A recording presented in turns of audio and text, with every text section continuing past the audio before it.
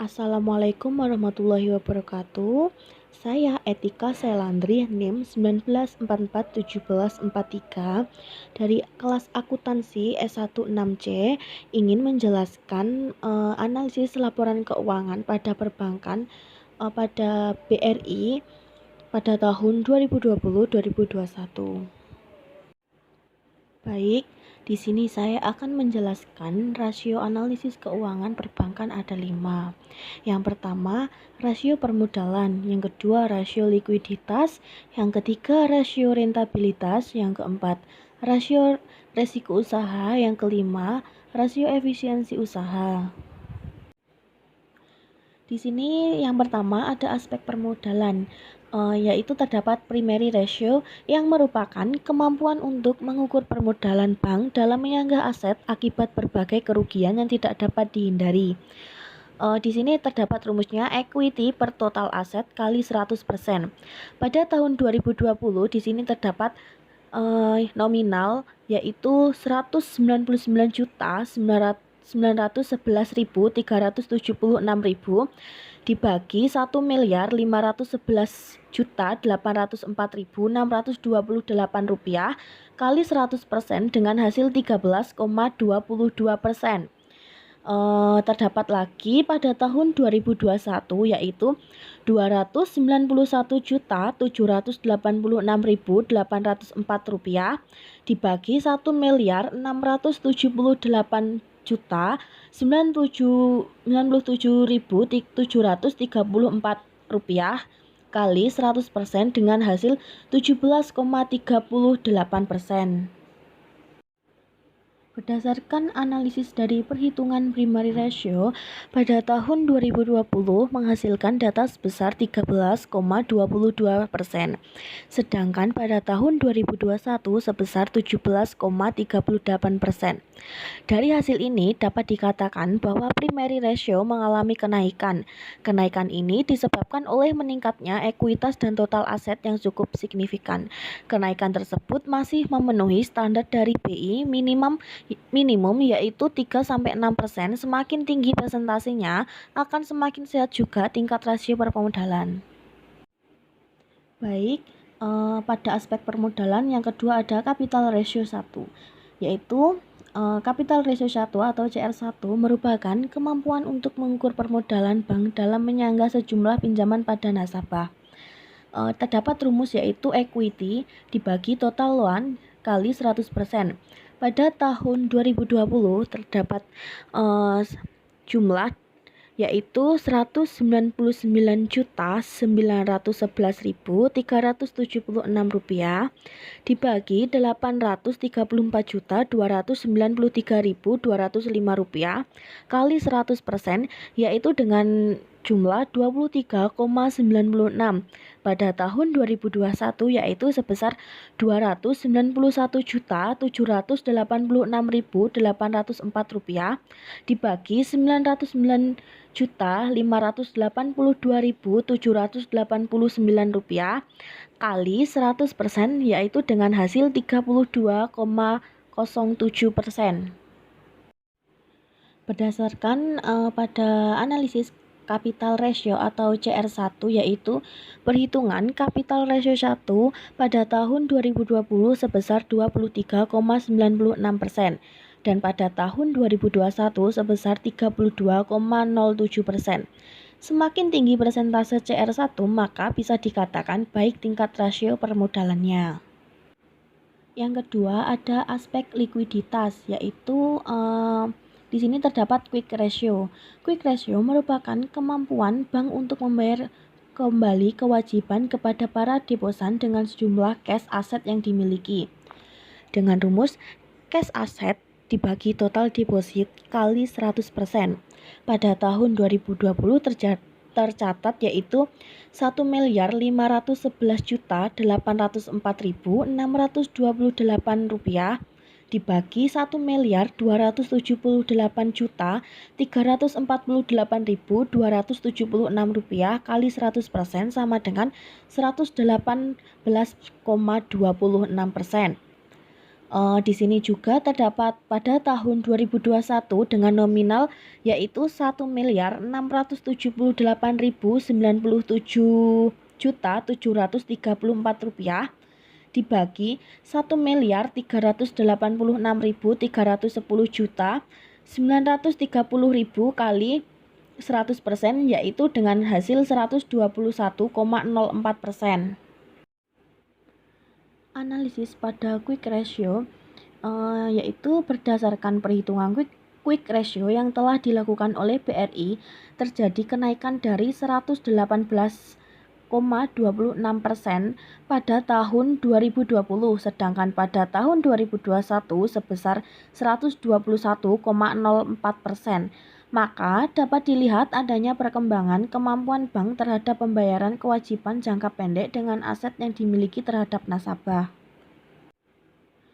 Di sini juga terdapat loan to asset ratio atau LAR yang merupakan kemampuan bank untuk memenuhi permintaan kredit dengan menggunakan total aset yang dimiliki bank, yaitu dengan rumus jumlah kredit yang diberikan dibagi jumlah aset kali 100%. Pada tahun 2020 ini menghasilkan 834.293.205 rupiah dibagi 1.511.804.628 rupiah kali 100% sama dengan 55,18%. Pada tahun 2021 yaitu tercatat dengan nominal 909.582.789 rupiah dibagi 1.678.097.734 rupiah kali 100% dengan hasil 54,20%. Baik, di sini analisis pada loan to asset ratio atau LAR yaitu berdasarkan perhitungan pada tahun 2020 sebesar 55,18% dan pada tahun 2021 sebesar 54,20%. Sehingga mengalami penurunan. Semakin tinggi tingkat rasio menunjukkan semakin rendahnya tingkat likuiditas bank. Bisa dibilang menunjukkan bank yang sehat karena jumlah kredit yang diberikan dan jumlah aset yang juga bertambah.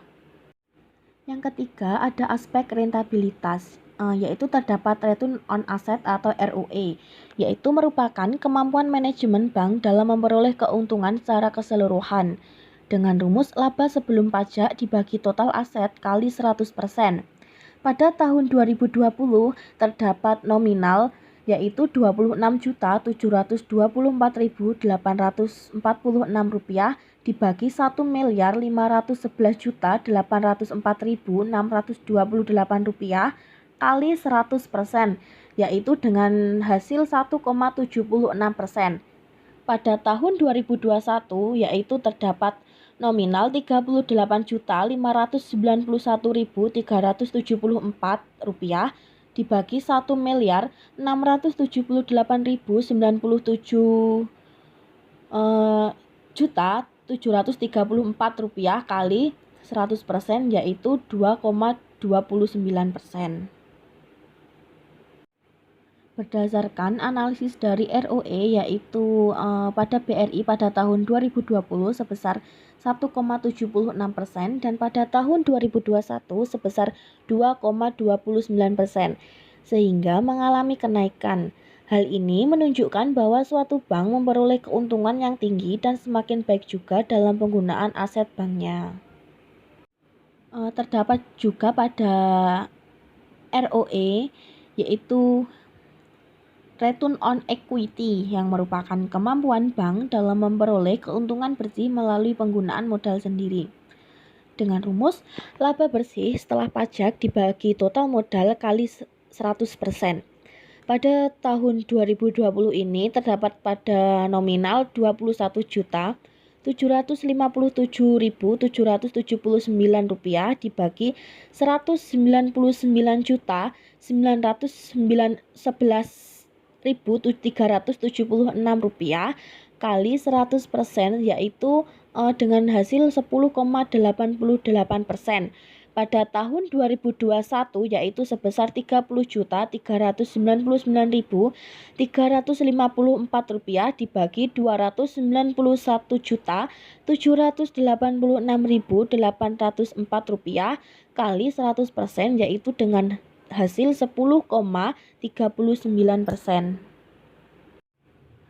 Berdasarkan analisis RUI yaitu pada BRI pada tahun 2020 sebesar 10,88% dan pada tahun 2021 sebesar 10,39%, sehingga mengalami penurunan. Hal ini menunjukkan penurunan laba pada bank. Baik, selanjutnya yang keempat ada aspek resiko usaha. Yaitu terdapat aset risk. Aset risk merupakan kemampuan bank dalam menyanggah risiko kegagalan pengembalian simpanan yang segera dibayarkan kepada debitur melalui jaminan modal sendiri. Yaitu di sini terdapat rumus equity dibagi total aset dikurangi cash kurangi securities kali 100%. Pada tahun 2020 ini terdapat yaitu Rp199.911.376 dibagi Rp1.052.027.409 kali 100% yaitu 17,35%. Pada tahun 2021 yaitu terdapat Rp299.786.804 dibagi Rp1.279.749.133 kali 100% sama dengan 22,8%. Analisis pada aset risk ini yaitu perhitungan aset pada tahun 2020 sebesar 17,35% dan pada tahun 2021 sebesar 22,8%. Bisa dikatakan adanya terjadi kenaikan, maka dapat dilihat bahwa kemampuan BRI dalam mengembalikan simpanan yaitu menurun.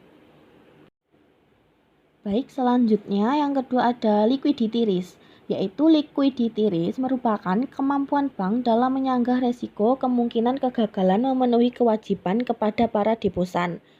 Di sini terdapat rumus yaitu liquid asset dikurangi short term borrowing dibagi total deposit kali 100%.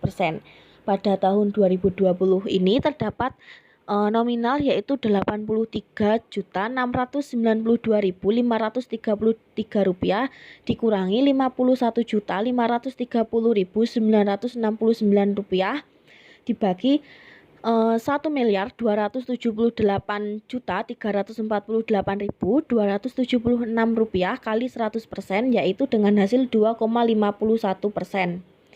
Pada tahun 2021 yaitu Rp82.726.546 dikurangi Rp55.426.573 dibagi Rp1.386.310.930 kali 100% yaitu 1,89%. Analisis pada liquidity risk yaitu perhitungan dapat terjadi penurunan sebesar 1,89% pada tahun 2021 sebesar 2,51% pada tahun 2020. Maka dapat dilihat bahwa risiko kemungkinan kegagalan menurun. Jadi kemampuan BRI dalam memenuhi kewajiban menurun. Baik, di sini yang kelima ada aspek efisiensi usaha. Yaitu terdapat leverage multiplier merupakan manajemen bank dalam mengelola aktiva yang dimiliki mengingat biaya yang dikeluarkan dalam mengelola aktiva. Yaitu terdapat rumus leverage multiplier sama dengan total aset dibagi total kapital kali 100%. Yaitu pada tahun 2020 yaitu nominal sebesar 511 juta 1.511.804.628 rupiah dibagi 199.990.376 rupiah kali 100% yaitu 756,23%.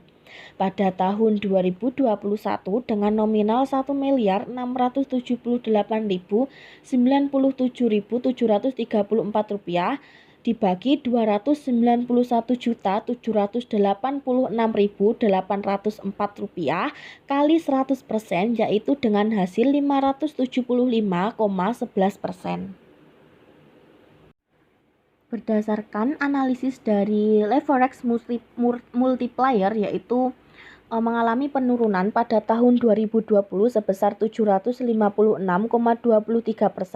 turun menjadi 575,11% pada tahun 2021 ini, yang bisa dikatakan kemampuan manajemen bank dalam mengelola aktivanya kurang baik. Di sini juga terdapat pada aset utilization merupakan kemampuan manajemen bank untuk memanfaatkan aktiva yang dimiliki guna menghasilkan laba bersih, operasi dan laba non-operasi.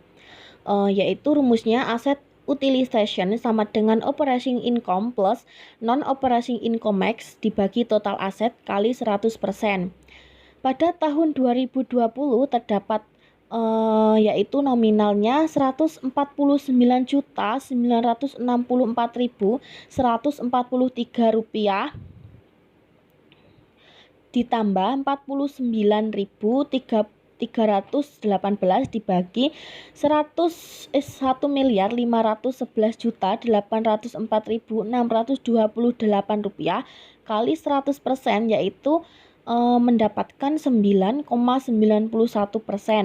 pada tahun 2021 yaitu sebesar Rp181.860.379 ditambah Rp2.553.008 dibagi Rp1.090.734 kali 100% yaitu dengan hasil 10,68%. Berdasarkan analisis pada aset utilization yaitu menunjukkan bahwa persentase BRI mengalami kenaikan yaitu dari tahun 2020 sebesar 9,91% menjadi 10,68% pada tahun 2021 yang bisa dikatakan bahwa manajemen bank cukup baik dalam memanfaatkan aktivanya. Sekian penjelasan dari saya, ada kurang lebihnya mohon maaf. Wassalamualaikum warahmatullahi wabarakatuh.